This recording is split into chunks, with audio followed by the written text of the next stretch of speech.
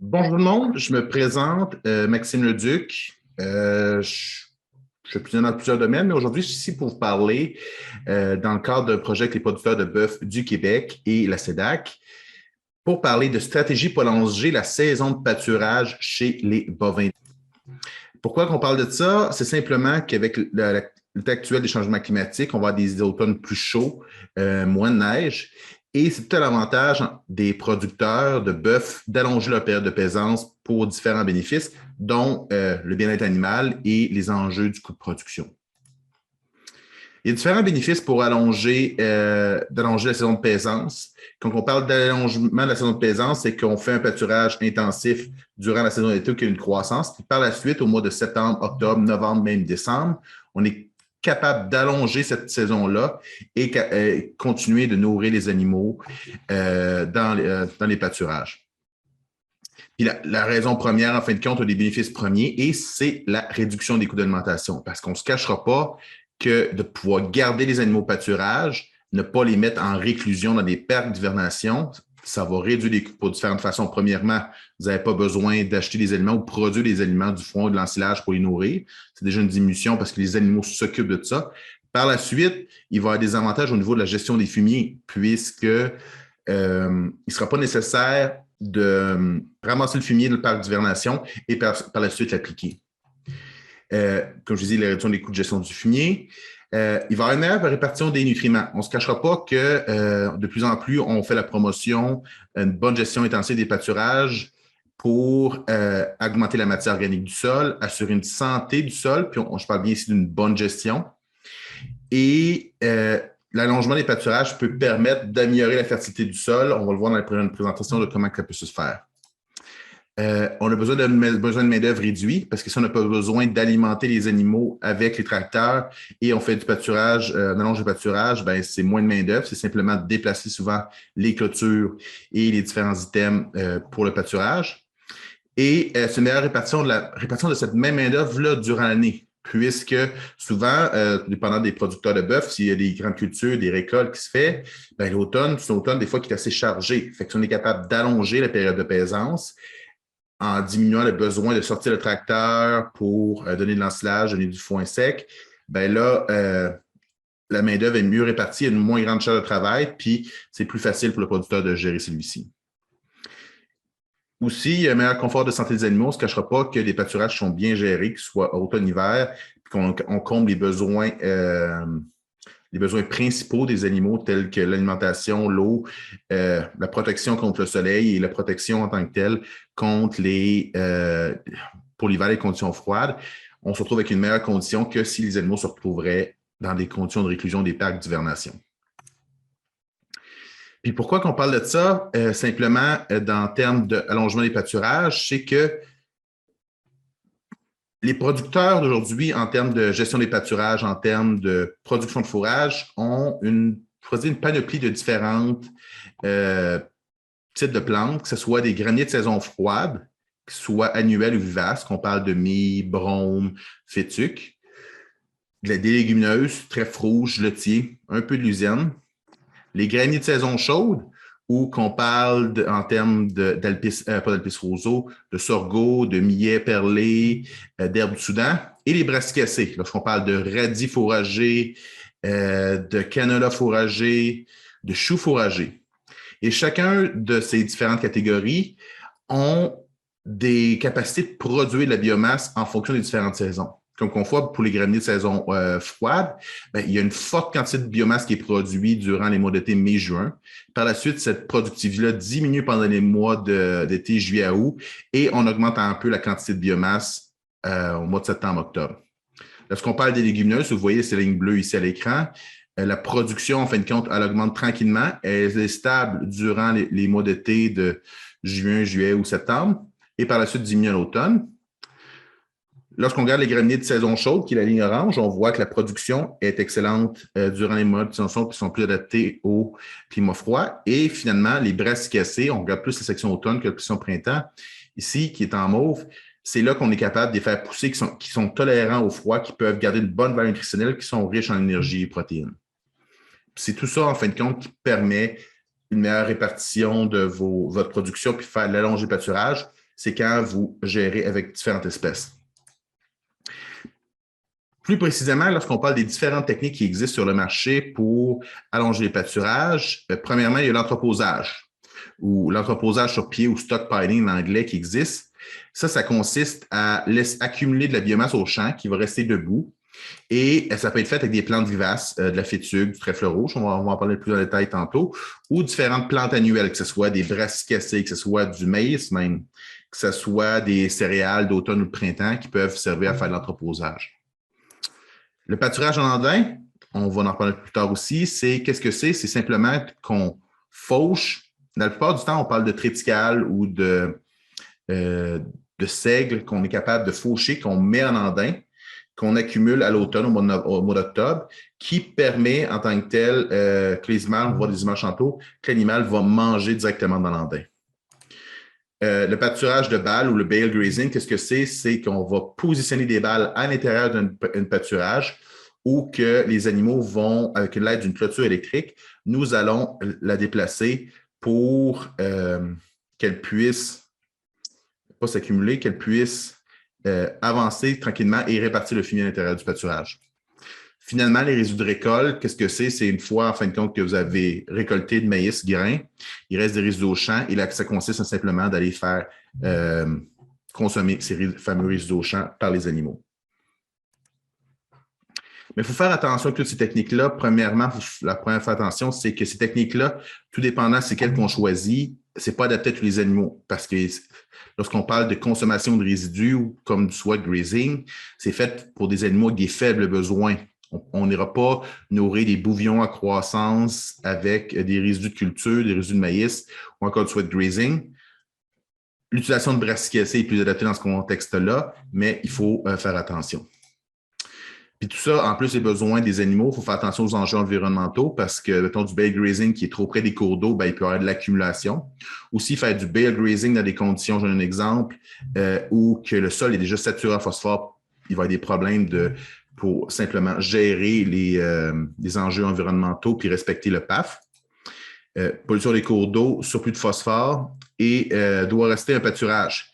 Il faut faire attention souvent pour que ça devienne une cour d'exercice. Ça veut dire qu'il faut que la verdure soit restée présente et que ce ne soit pas juste une place qui est un pâturage où vous mettez des balles ou que vous soignez les animaux là jusqu'au mois de décembre, mais sans les déplacer puis que le fumier s'accumule à un seul et unique endroit. Bien-être et productivité des animaux, il faut faire attention, comme j'ai dit précédemment, sur les besoins. Toutes les techniques qu'on va voir prochainement ne sont pas toutes adaptées à tous les différents besoins des animaux. Il faut y faire attention. Surtout les animaux qui ont faibles besoins. Il faut s'assurer d'être capable de fournir de l'eau, parce qu'on ne se cachera pas en hiver. Ici au Québec, malgré que le code de pratique des bovins de boucherie permet de laisser les animaux consommer de la neige, au Québec, ce n'est pas conseillé, c'est interdit pour le bien-être animal. Fournir des brise-vents. On ne se cachera pas que rendu mois de novembre, décembre, dépendant des conditions, il se peut qu'il y ait des bourrasques de vent qui affectent l'animal, qui le rendent inconfortable, puis lorsqu'il y a du vent, que l'animal a tendance à consommer plus et il peut perdre jusqu'à la masse graisseuse, en fin de compte, il perd en état de chair si on n'est pas capable de fournir les nutriments qui sont nécessaires à sa survie. Cela étant dit, maintenant, on va passer à travers les différentes techniques, que ce soit l'entreposage sur pied ou le stockpiling, le bale grazing, le swell grazing ou encore la consommation des résidus. Il faut se rappeler qu'ici, c'est simplement une espèce d'introduction aux différentes pratiques, puisque pour chacune des pratiques que je vous présente aujourd'hui, ça pourrait être faire le cas d'une présentation d'1 heure ou 1h30, simplement pour connaître parfaitement les techniques. Puis j'invite les agronomes et les producteurs qui vont écouter cette vidéo à lire plus ces pratiques-là au cours de leur formation.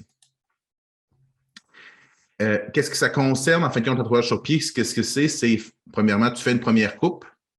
Par la suite, après cette première coupe, tu laisses le fourrage s'accumuler jusqu'à l'automne, qui va rester debout. Tu n'envoies aucun animal pâturer. Et ce fourrage-là qui s'est accumulé, qui peut être mangé pour les animaux. Vous voyez un exemple ici, peut-être une prairie qui est faite fin octobre, début novembre, où que le pâturage reste en hauteur. On se trouve surtout de la fétuque dans ce contexte-là, où l'animal est capable d'aller consommer le stockpiling.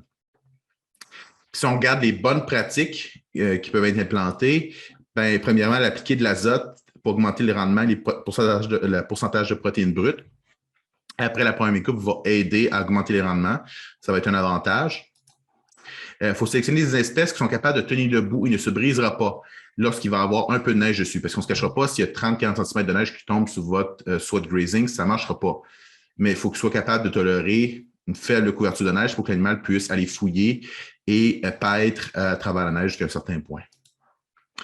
Et souvent, il faut faire attention, c'est vraiment une pratique aussi qui est adaptée aux animaux avec des faibles besoins nutritionnels. Parce que si c'est simplement des plantes graminées, ben, il n'y aura pas assez de protéines pour les animaux en croissance. Lorsqu'on parle des espèces qui sont recommandées dans ce contexte-ci, il y en a quelques-unes. On parle de fétuques élevées, de fétuques des prés, d'Alpis roseau, de lotier, qui sont adaptés en fin de compte à faire du l'entreposage sur pied ou du stockpiling avec des plantes vivaces. Ici, qu'est-ce qu'on va vous montrer dans les 3 prochaines diapositives? Ce sont des résultats qui proviennent du Manitoba, qui démontrent différentes unités, comment je pourrais dire, valeurs nutritionnelles pour différentes espèces de fourrage et différentes métriques. Ici, on voit, que pour les prochains graphiques, on voit dans, comment je pourrais dire, dans l'axe des X, c'est les mois d'année, octobre, novembre, décembre, mars, avril. Et à la gauche, on va tout le temps voir dans les 3 prochains graphiques, c'est quoi les unités. Ici, on parle d'unité nutritive totale, qui est une métrique, en fin de compte, qui combine plusieurs éléments. Et on retrouve, en fin de compte, aussi, c'est quoi les besoins minimales qui est besoin pour une vache tarie. Ce qui veut dire, dans ce contexte, c'est toutes les valeurs, tous les fourrages qui se retrouvent en bas de 50 en termes d'unité relative de fourrage, ça ne comblera pas les besoins. C'est la même chose qui s'applique, en fin de compte, pour les animaux en croissance ou les vaches en lactation. Et qu'est-ce qu'on peut constater? Les fourrages qui sont le plus adaptés, en fin de compte, pour faire du stockpiling puis maintenir une qualité nutritionnelle, ben, c'est la fétuque élevée, malgré que celle-ci, des fois, à cause du contour de la feuille, sont peu appétantes pour les animaux. Mais je peux vous dire que si vous laissez ces animaux-là pendant une journée ou deux, ils vont s'habituer pour la consommer. C'est celle qui permet de maintenir la qualité nutritionnelle le plus longtemps possible. Mais par contre, en termes d'unité nutritive totale, la luzerne, c'est un des pires qu'à partir du mois de décembre, mars, avril, la qualité nutritionnelle est grandement inférieure. Tandis que lorsqu'on parle de filleul des prés, fétuque élevée, brome inerme, Alpis roseau dactyle et brome des prés, bien, d'octobre à novembre en tant que tel, ça reste potable pour les vaches en lactation, mais par la suite, lorsqu'on atteint décembre, lorsqu'on dépasse décembre, on voit une diminution importante de la qualité nutritionnelle.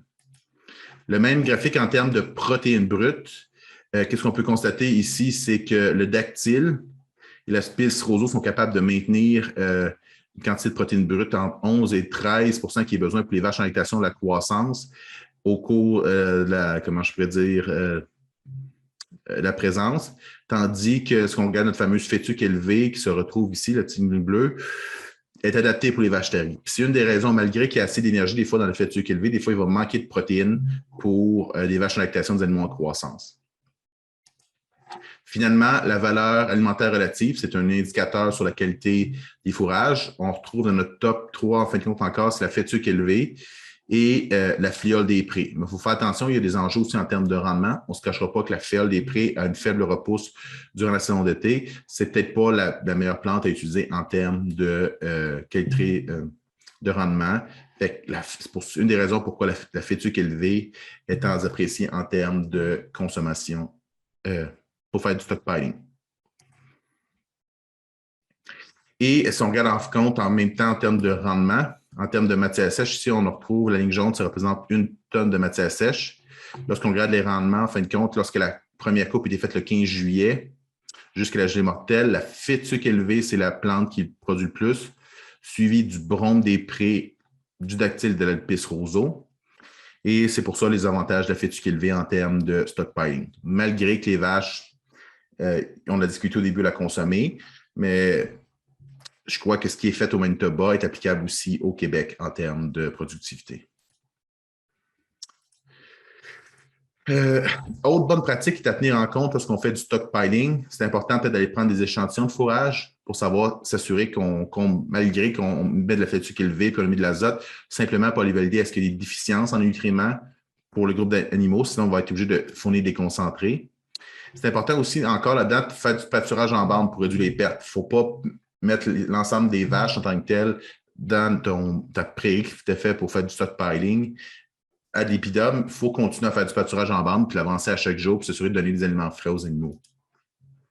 Il faut faire attention aussi, oui, malgré qu'on va fait une espèce de tri des animaux qui vont là en stockpiling ou entreposage sur pied en fonction de leurs besoins nutritionnels et en fonction de l'état de chair, il faut être capable d'aller, quand on va les déplacer la clôture, de faire un suivi de l'état de chair des animaux pour s'assurer qu'il n'y a pas une détérioration, puis s'il y a une détérioration, de prendre l'animal et de le ramener à la maison pour éviter qu'il y ait des problèmes de santé.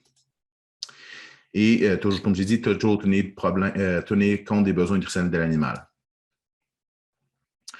Maintenant, ça est dit, une fois que vous avez fait du stockpiling avec des plantes graminées, on peut utiliser des plantes annuelles qui peuvent servir à ça. Ces plantes annuelles-là, ça intègre les céréales de printemps, les céréales d'automne, le riz gras annuel, le maïs que vous pouvez faire pâturer, les brassicacées, lorsqu'on parle de choux fourragés, de radis, de navets fourragés, de canola fourragés. Pourquoi qu'on parle de ça? Ici, c'est un calendrier graphique de différentes plantes annuelles en termes de juin, mi-juin, juillet, août, septembre, mi-septembre, où se retrouvent les périodes de rendement des différentes soucis. C'est juste pour un besoin. Fait que si on retrouve en ligne foncière, on parle des céréales d'automne qui sont semées, elles, l'automne précédent. On retrouve l'orge avec un pointillé. On retrouve les céréales d'automne et brassicacées semées au printemps qu'on est capable de produire une bonne quantité de biomasse et qui va se conserver plus tard dans la saison. Le riz gras annuel que lui, il va être capable il va avoir une diminution de la productivité pendant les mois chauds, mais il va regagner en productivité à l'automne. Et on voit que si on sème du triticale ou du sec d'automne à l'automne et vous essayez de le faire pâturer, la quantité de rendement ne sera pas très efficace. Lorsqu'on parle de céréales printemps, les avantages, peu importe la céréale, il va y avoir des valeurs nutritionnelles similaires, peu importe les espèces. Aussi, peu importe que ce soit du triticale, du seigle, du blé, de l'orge, de l'avoine, l'enjeu là-dedans, c'est la qualité, comment contrôler la valeur nutritionnelle de ces plantes-là. Puis ça, il faut y réfléchir en simplement s'assurant d'atteindre un stade, on pourrait dire, pâteux mou pour le donner aux animaux, puis savoir exactement quand le planter.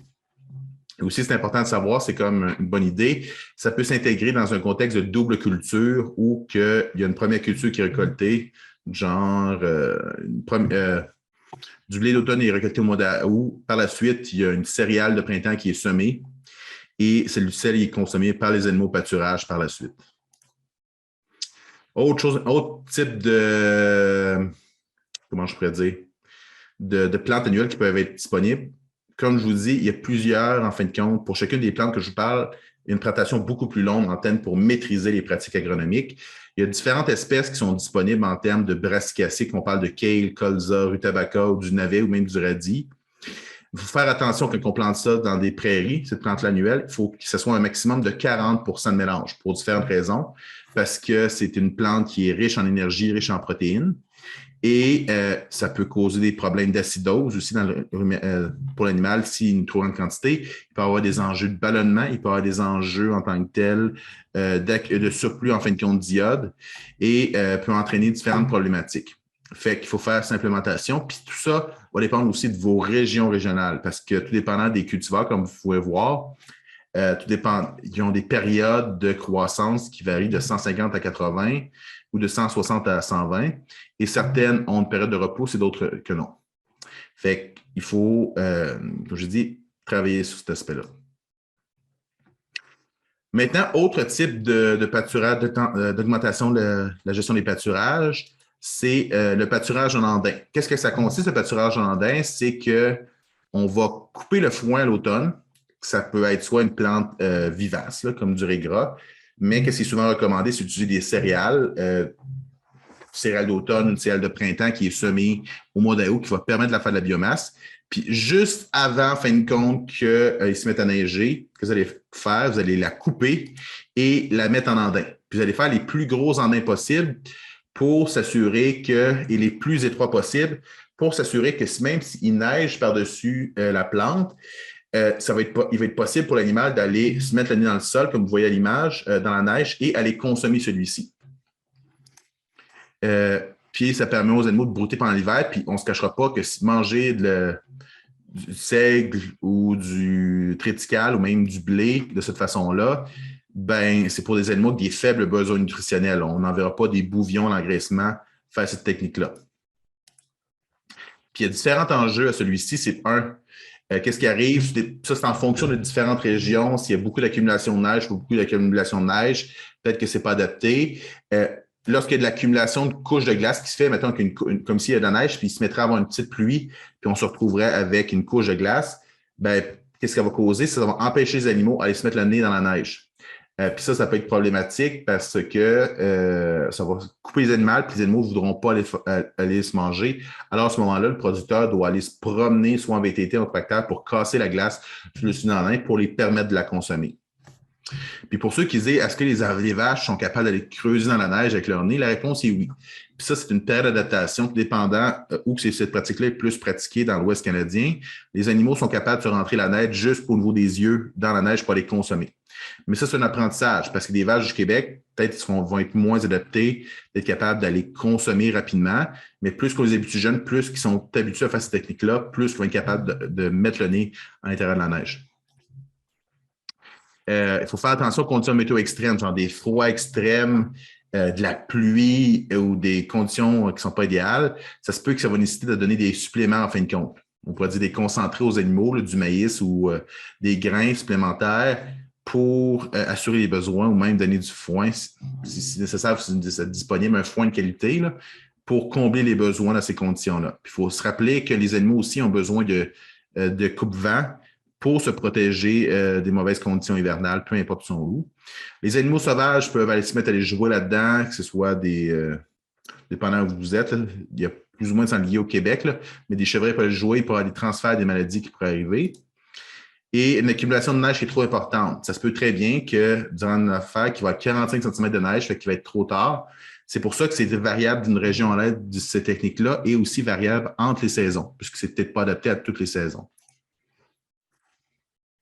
Fait que si on veut des facteurs clés pour réussir ça, premièrement, il faut choisir un bon champ qui est bien adapté en termes de drainage, en termes de support. Il faut que ce soit un champ qu'on envoie les animaux seulement quand le champ il est gelé, comme ça ne va pas démêler, créer de la boîte en fin de compte ou dans le champ. Le choix des animaux, surtout les animaux avec des faibles besoins. Choix des cultures, on parle surtout, oui, on peut faire ça avec des vivaces, mais surtout avec des céréales, en fin de compte, du triticale, du blé, de l'orge, on va l'accumuler. Surtout, qu'est-ce qu'on reprend souvent, c'est le triticale qui est utilisé là, dans l'Ouest canadien. Puis s'assurer d'avoir une bonne rigidité de pâturage. Ça veut dire qu'on fait du pâturage en bande à l'intérieur de ça, peu importe ce qui arrive, pour éviter le gaspillage puis pousser les animaux à le consommer. Puis souvent, qu'est-ce qu'on fait? En fonction des andins, la clôture va être perpendiculaire, la clôture mobile va être perpendiculaire à l'andin lui-même pour faciliter les déplacements, pour ne pas donner un andin unique. Puis ce que ça permet, quand c'est perpendiculaire, ça guide l'animal pour aller fouiller dans la neige. Parce que si la clôture est parallèle aux andins, vous augmentez l'andin, ben là, il faudra qu'il aille fouiller, tandis que là, il fait juste continuer sa fouille lorsqu'il est perpendiculaire. Choix du site, si c'est un champ qui est assez plat, facile d'accès pour la machinerie, parce que si elle veut porter du foin ou aller chercher les animaux, près d'un corral, parce qu'il faut que tu sois capable de capturer les animaux et les ramener dans le parc d'hivernation, fait que c'est relativement assez près. Présence de brise-vent naturel ou artificiel, il faut se rappeler, il faut que ce soit disponible. Ce n'est pas recommandé d'aller permettre les animaux de se cacher dans le bois. Oui, il y a beaucoup de producteurs qui le font, mais ça a des impacts sur la santé du sol, la santé de la forêt, lorsqu'il y a trop de pétillement, en fin de compte, à l'intérieur de la forêt. La disponibilité de l'eau, comme j'ai indiqué, au Canada, c'est impossible de laisser. Au Canada, oui, dans certaines portions, on est capable, il faut permettre d'accéder, ils sont capables de manger de la neige, mais dans ces cas-là, il faut se rappeler, il faut que la neige soit molle, non glacée, qu'il n'y ait pas de croûte de glace, puis il ne faut pas qu'elle soit sale. Fait que ça, c'est une des conditions dans l'Ouest canadien, mais au Québec, ce n'est pas recommandé, même interdit, de pouvoir laisser les animaux consommer de la neige. Alors, il faut avoir un système d'abreuvement qui permette ce type de pratique-là. Ça veut dire qu'il est à l'abri du gel, s'il fait moins 10, moins 15, pour pas que l'eau soit gelée. Choix des animaux, des vaches taries, en bonne condition de chair. L'évaluation de condition de chair doit être faite au début du troupeau et il faut faire un suivi constant durant la période qui s'est fait.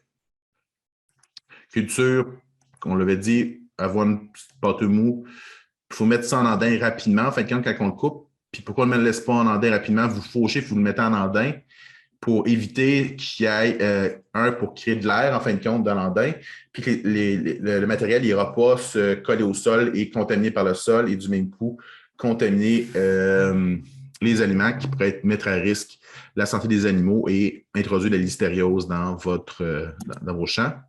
Vraiment des endroits là, étroits, maximum 4 pieds, puisqu'on veut que ce soit plus en hauteur qu'en largeur. Et la gestion des pâturages, comme j'ai dit, effectuer une analyse des fourrages pour valider que même si c'est des vaches terriques, vous répondiez. Puis, vous commencez ça simplement quand il y a trop de neige, puis les autres pâturages ne sont plus disponibles.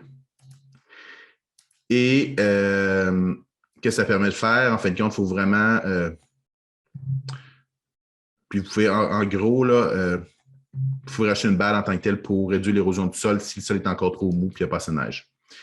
Puis, le maximum, il faut que ça la neige libre et qu'il y ait jusqu'à 2 pieds de neige. Mais ça, il faut que vos vaches aient été entraînées et la capacité de se rentrer l'année dans la tête, elle est fouillée dans le sol. Ça, c'est pas donné à tout le monde, puis encore moins aux veaux et aux jeunes animaux. Effectuer du pâturage en bande, éviter les conditions problématiques que les conditions hivernales, puis suivi d'une neige humide, c'est pas des bonnes techniques. L'autre technique qui s'apparente un peu au sweat grazing en termes qu'il faut faire à l'automne quand les pâturages ne sont pas disponibles, c'est le pâturage de balle ou le fameux bale grazing que je vais utiliser pour la présentation. C'est qu'est-ce que ça fait, ça? Cette pratique-là consiste à aller placer des balles de foin sec à l'intérieur de la prairie qui sont distancées d'un certain espace en fonction de différents paramètres, dont l'accumulation de phosphore dans le sol et les besoins des animaux. Puis, en gros, c'est qu'avec l'aide d'une clôture, on va déplacer la clôture pour permettre que la consommation de certaines, ici, de foin, on ne parle pas d'ensilage, au cours de la présentation. Il faut faire attention ici, il ne faut pas transformer ça en cours d'exercice. Il faut que les balles soient assez réparties pour s'assurer de ne pas dépasser les règles de l'environnement en termes de PAF. Il y a certains défis, en fin de compte, reliés à l'utilisation de bale grazing. Premièrement, les conditions sol humide. Lorsque le sol est humide et boiteux, là, les animaux n'aiment pas ça se promener dans les sols humides, ça leur consomme de l'énergie, c'est pas bon pour eux autres. Et ça va aussi contaminer le foin. Parce que vous remarquerez que oui, on a enlevé les ficelles et la corde sur la balle, et les balles sont mises là dans le champ, ça veut dire qu'elles sont affectées par les conditions climatiques, on réduit la qualité. Protection environnementale, si vous faites votre bale grazing dans une pente de 5, 10, 15 %, ben, tous les nutriments, tout le fumier va ruisseler dans les ruisseaux, fait que ça va créer de la pollution, fait que c'est plus ou moins adapté. Il faut choisir des sols qui le permettent. Faire attention au surcharge de nutriments, ben, si il y a trop une grande densité de balles dans un pâturage, ben, ça se peut qu'il y ait une trop grande concentration de nutriments qui soit utilisée. Puis même jusqu'à un certain point, lorsqu'il y a 1 mètre ou 1,5 mètre de neige, ben, l'accumulation de neige peut empêcher le déplacement. Qu'est-ce qui peut être fait? C'est que dans ce temps-là, si vous en faites à l'automne, puis par la suite, au printemps, vous finissez la consommation des autres balles de foin sec dans le champ. Puis toujours, comme on a dit, même pour le sweat grazing ou le stockpiling, il faut que les animaux excèdent l'eau en tout temps, puisqu'ils ne peuvent pas consommer de neige. Et finalement, aussi, de s'assurer que même si ces animaux qui sont, on pourrait dire, pas taris, mais des animaux qui sont avec des faibles besoins, il faut aller faire le suivi de la qualité des nutriments pour s'assurer que ça fonctionne bien. Puis lorsqu'on parle d'un choix du site, juste quelques exemples, mais je vous invite à aller consulter un document que j'ai préparé avec M. Michel Lemelin sur le sujet, sur le bale grazing, qui en détaille plus, mais c'est recommandé d'utiliser des prairies de plantes annuelles pour faciliter le tout, ou des prairies de plantes vivaces. Puis lorsqu'on parle de plantes vivaces, on vous fait pas sur choisir des plantes qui produisent des rhizomes, que ce soit le bron minerme ou l'alpis roseau, parce que si vous choisissez comme une plante comme le fatuc ou le dactyle, elle ne repoussera pas, tandis qu'une plante rhizomateuse va permettre, vu qu'il y a des rhizomes dans le sol, de ne pas repousser le printemps suivant malgré les dégâts faits par les animaux. On peut utiliser pour faire rénover une prairie si on veut la renouveler puis accumuler du fumier, puis pas obligé d'en aller de pendre. Il faut éviter vraiment les textures sol grossières, vraiment du sable qui va pousser l'infiltration rapidement des fumiers en fin de compte puis des eaux dans le sol et aller contaminer la nappe phréatique. Des terres en pente, comme j'ai indiqué précédemment, un sol fin là, ou dense là, où l'eau pourrait s'écouler. Il faut juste faire attention pour, en gros, peu importe le sol, il faut s'assurer qu'il y a une percolation en fin de compte des nutriments dans le sol qui se fait. et non se diriger vers les cours d'eau, la nappe phréatique. Ici, c'est simplement un exemple que je montre l'exemple où comment on peut déplacer les balles. Normalement, on déplace les balles entre 30 et 9 pieds, là, entre les extrémités, une de l'autre. Et ici, on retrouve à ce moment-là un cours d'eau. Fait qu'il faut que les premières balles soient au moins à 100 mètres du premier cours d'eau. Et on peut commencer à déplacer les balles de cette façon-là. Puis par la suite, à l'aide d'une clôture amovible, nous allons déplacer les animaux d'une balle à l'autre à tous les 2-3 jours. Fait qu'on ajoute une bande à tous les 2-3 jours à chaque fois qu'on donne une nouvelle balle. On ne permet pas de donner du bale grazing pendant 7, 8, 10 jours, sinon il va y avoir du gaspillage qui va être fait.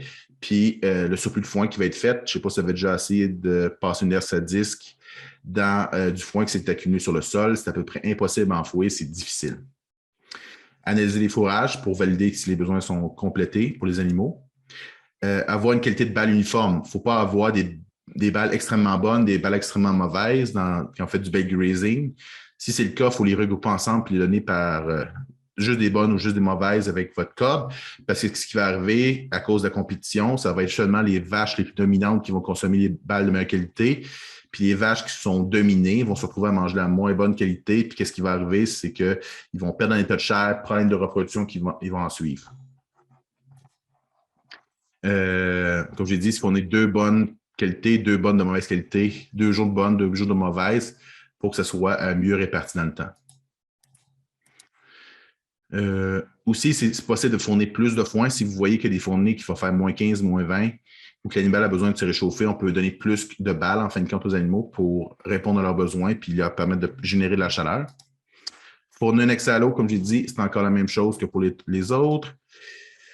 Dernière et non la moindre, résidus de récolte. Vraiment, quand on parle de paille ou qu'on parle de résidus de maïs, c'est quelque chose qui est fait plus dans l'Ouest, c'est vraiment pour des vaches de riz, parce qu'on ne se cachera pas, il n'y a pas grand nutriments dans de la paille. Mais les enjeux de tout ça, comme vous voyez ici, c'est que la moissonneuse batteuse a fait des petits tas. On va vous montrer quelques équipements qui permettent de faire de l'accumulation de la paille aux différents endroits. C'est peu coûteux, mais c'est vraiment moins nutritif. Besoin d'être consommé directement dans le pâturage. Vous ne pouvez pas le récolter, vous vraiment le mettre directement dans le pâturage. Il faut faire attention aux mycotoxines parce que lorsqu'on parle de blé, d'orge ou de céréales, ben, ils ont tendance à développer des fois de la fusariose. Cette fameuse fusariose-là va s'installer dans les grains, produire des mycotoxines et contaminer l'animal s'il est ingéré.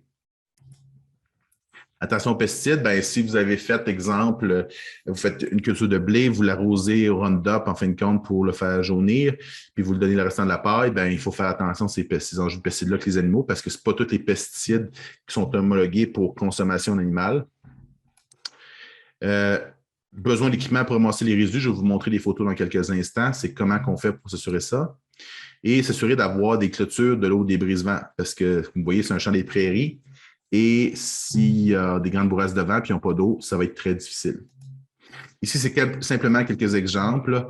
Comme vous voyez, là, il y a soit des petites remorques à l'arrière, en fin de compte, des moissonneuses batteuses qui permettent de faire de l'accumulation lorsqu'il est plein. La moissonneuse batteuse dompe le tas de paille, que ce soit traîné ou à l'arrière pour laisser les animaux consommer ceux-ci. C'est comme une espèce de bale grazing, mais avec de la paille. Autre chose qui peut être fait, c'est de laisser les animaux consommer les résidus de récolte de maïs et non juste de la paille. Ça, il y a certaines caractéristiques, c'est important. Fait que, juste pour vous le dire, pour vos connaissances personnelles, il y a 50% du poids du plant de maïs qui provient de la tige, des feuilles et des épis et de la cosse du maïs. Fait que, ce qui fait qu'il en reste beaucoup de résidus au champ une fois qu'il est récolté. Fait qu'avec des bonnes conditions météorologiques, pourquoi on dit ça? C'est pour s'assurer que le champ soit porté un peu boiteux. Un arc de résidus de maïs fournira 60 jours de pâturage à un animal de 1000 livres. Ce qui veut dire que vous rachetez 2 mois de plaisance, vous avez le nombre d'hectares fois le nombre d'animaux. Vous êtes capable de vous donner une idée, c'est combien d'animaux va pouvoir persister. Puis on ne se cachera pas ici, c'est des animaux avec des faibles besoins. Il faut faire attention. Puis ça, il faut faire attention aussi, quand vous faites ça, il faut que ce soit pâturé tout de suite après. On ne pouvait pas laisser les résidus, en fin de compte, dans le champ pendant 2, 3, 4 semaines, puis mettre au pâturage. Un, parce qu'il va y avoir une détérioration qui va être faite des nutriments. Il peut y avoir de la moisissure, qui va se produire, même des mycotoxines qui vont être produites, puis ça va affecter la santé animale. Et toujours rappeler, même pour les autres techniques, s'assurer de fournir un bon supplément en minéraux et vitamines, peu importe, soit du bale grazing, du sweat grazing et tout autre. Il faut être capable de fournir de l'eau encore et des minéraux et des vitamines aux animaux. Et peut-être si vous mettez des vaches qui sont en lactation là-dedans, il faut peut-être fournir un supplément en protéines énergiques si nécessaire. Et toujours encore, si on ne laisse pas pâturer les animaux à grandeur de champ, on va faire encore du pâturage en bande pour réduire les pertes de masse sèche et forcer les animaux à consommer le tout. Certains enjeux qui peuvent arriver, ben, si votre moissonneuse-batteuse est mal calibrée, vous allez retrouver avec peut-être une grande quantité de grains. Fait que les animaux consomment trop de grains, sont à risque de faire de l'acidose, font de l'acidose, sont malades, de la diarrhée, problèmes de santé. Fait que c'est à faire attention. Encore les enjeux des herbicides, un peu pour les résidus. Ce pas tous les herbicides qui sont homologués pour l'apaisance. Fait qu'il faut faire attention. Les risques d'érosion du sol, parce qu'on ne se cachera pas qu'ici, c'est des prairies, là, qu'on ne va pas dans le grès ou de l'intercalaire. Fait que le sol est à risque d'érosion, surtout si les vaches commencent à piler ou marcher dans les conditions humides et boiteuses, ben, ça peut entraîner de l'érosion des sols, donc une perte de matière organique du sol. Compaction superficielle du sol, ben, ça se peut que, vu que ça n'a pas une compaction en profondeur comme des tracteurs, mais ça se peut qu'il y ait une augmentation de la compaction superficielle du sol entraînant des problématiques. Puis aussi, il faut mettre en place des clôtures électriques pour gérer les animaux. Puis ça, c'est un enjeu aussi parce que habituellement, dans des grands champs de maïs, il n'y a pas de clôture électrique qui est mise en place. Encore, fournir de l'eau et du brisement aux animaux. Fait que tout ça, qu'est-ce qu'il faut retenir dans tout ça? C'est, premièrement, vous êtes un producteur de foin avant tout. Oui, vous produisez des vaches, mais avant tout, vous êtes évidemment de produire du foin. Puis si vous réussissez à devenir maître, en fin de compte, en production de foin, ça va grandement vous aider puisque ça va réduire vos coûts de production, ça va améliorer les gains puis la santé de vos animaux. Et c'est ça qu'il faut faire attention. Puis lorsqu'on parle d'allonger, en fin de compte, les pâturages, en fin de compte, il faut que ce soit planifié à long terme. Oui, il peut y avoir du pâturage intensif ou différentes techniques de pâturage mettre en place une année, mais vous devez tenir compte pas juste à une année près, à 5-6 années, parce que si vous faites du bale grazing, ça fait qu'un pâturage. Ce pâturage-là, c'est peut-être pas disponible l'année suivante pour produire. Fait que ça se peut qu'il y ait une pénurie l'année précédente. Puis si vous allez dans les soit des brassicacées ou des céréales ou des plantes annuelles, ben, il faut que ça s'intègre dans votre plan de rotation de les pâturages parce que vous pouvez le faire une année. Mais après ça, vous devez réimplanter une plante vivace, une fourragère vivace à l'intérieur de celle-ci. S'assurer de respecter les règles environnementales pour pas que ça devienne une cour d'exercice, s'assurer qu'on ne fasse pas une trop grande accumulation de phosphore et de respecter les règles du PAF. S'assurer du bien-être, qu'on parle de coupe-vent, fournir les bons nutriments, s'assurer que ce soit les animaux qui aillent à l'intérieur, les bons animaux qui se retrouvent avec ce type de pâturage-là pour répondre aux besoins et qui ne se retrouvent pas en déficience. Puis, ça va affecter le bien-être de l'animal et 2, ça va augmenter votre coût de production, réduire vos gains. C'est tout. Je vous remercie d'avoir pris le temps de m'écouter et merci encore d'avoir pris le temps et j'espère que si vous avez des questions, vous pouvez me contacter.